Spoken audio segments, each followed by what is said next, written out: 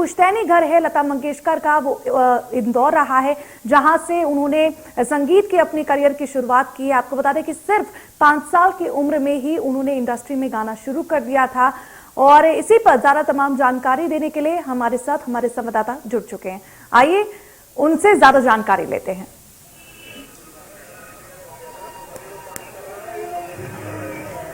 जी अफ्तियाब, जानना चाहेंगे कि किस तरह से लोग आज गमगीन हैं और किस तरह से आज लता दीदी को याद करते हुए नजर आ रहे हैं। देखिए वर्षा, निश्चित ही इंदौर का एक बहुत गहरा नाता रहा है लता जी के साथ में, क्योंकि लता जी का जन्म इंदौर में हुआ था।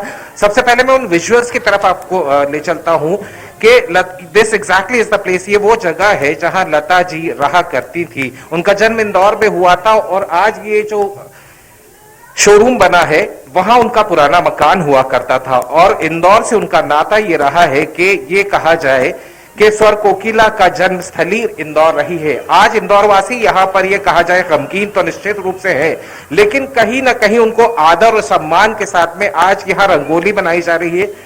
सादर श्रद्धांजलि आप देख सकते हैं यहाँ उस जगह पर जहां लता जी रहा करती थी, उनका बचपन बीता था। और ये वही सिख मोहल्ले की गली है जहां उनका बचपन बीता है। इस गली को अगर हम देखते हैं तो अब इसकी तस्वीर तो बदल चुकी है। वो तस्वीर जो पहले हुआ करती थी वो तस्वीर नहीं है, लेकिन वो तस्वीर के साथ में वो भावना जो है वो आज भी यहाँ है। यहाँ इंदौर वासियों ने श्रद्धांजलि देने के लिए लता जी का फोटो लगाया है। शोरूम इस वक्त यहाँ बंद है, लेकिन बावजूद उसके जो गमगीन लोग हैं वो यहाँ आकर अपने श्रद्धा सुमन अर्पित कर रहे हैं। इंदौर वासी भी यहाँ मौजूद है। मैं कोशिश करूंगा कि पहले उन्हीं से समझ लूं कि लता जी का हमारे साथ में बहुत शहर का नाता रहा है। लता जी के साथ में आपकी क्या यादें हैं लता जी को लेकर?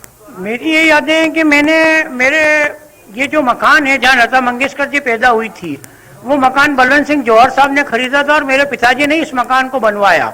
और पीछे का भाग उनके भाई ने खरीदा था, बलवंत सिंह जौहर वकील साहब के भाई ने। और मैं यहाँ 58 से आ रहा हूँ।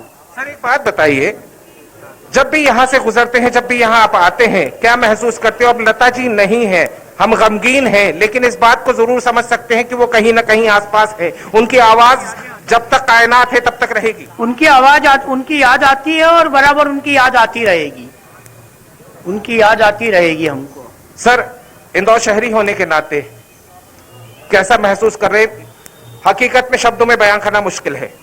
आज पूरा इंदौर शहरी इस बात से दुखे कि हमें इतनी बड़ी क्षति हुई है कि स्वर के रूप में जिसने पूरे देश को विश्व स्तर तक पहुंचाया हो, आज उसकी जन्मस्थली का स्थान इंदौर है। एक तरफ गर्व भी है, दूसरी तरफ बहुत सुख है। ऐसा शौक हो रहा है कि ना कि कैसे हमें महसूस उसकी क्षति की पूर्ति करेंगे। वर्षा, मैं अपना खुद का एक्सपीरियंस अगर बताऊं तो मैं इस वक्त यहाँ मौजूद हूँ, मैं महसूस कर सकता हूँ। I am getting goosebumps. मुझे ये एहसास हो रहा है कि मैं लता जी के कहीं ना कहीं करीब हूँ। यहाँ इस तस्वीर के सामने अगर पहुंचता हूँ वर्षा, इट्स डिफिकल्ट टू एक्सप्लेन। मैं नहीं एक्सप्लेन कर सकता हूँ, मैं उन भावनाओं को नहीं एक्सप्लेन कर पा रहा हूँ। हालांकि लता जी इंदौर बहुत कम आई हैं जब से वो महाराष्ट्र शिफ्ट करी थी, लेकिन जब भी वो इंदौर आई है, या ऐसा भी बताया जाता है कि जब भी कोई इंदौर वासी लता जी से मिलता था तो लता जी ये जरूर पूछती थी कि इंदौर के हाल कैसे हैं। तो जाहिर सी बात है उनकी जन्मस्थली है, उस जन्मस्थली से उनका ये कहा जाए कि वो रूबरू आके नहीं मिलती थी, लेकिन one thing was sure, she was concerned about the city. उनका खुद का कंसर्न हमेशा ये रहता था। वो सराफे के बारे में पूछती थी इंदौर के कि सराफा कैसा है।